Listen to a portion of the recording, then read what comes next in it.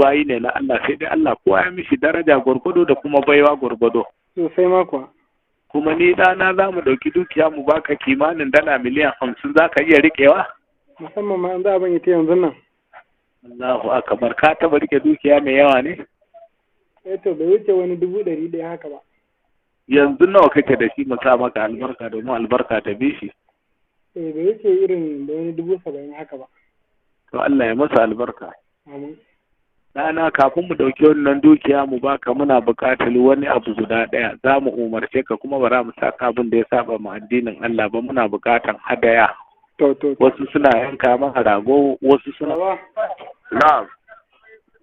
Baba kana magana da Umar. Na sani.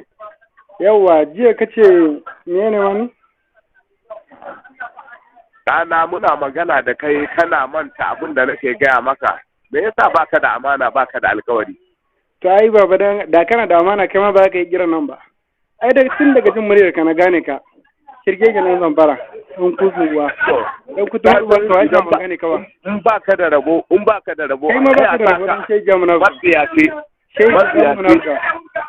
Kai ba dan ludu bane ko kana son tora ma? Ni zaka Zamfara. Masiyasi. Dan wawiya. Allah ya tsira albarka keke. Dan barai Allah ya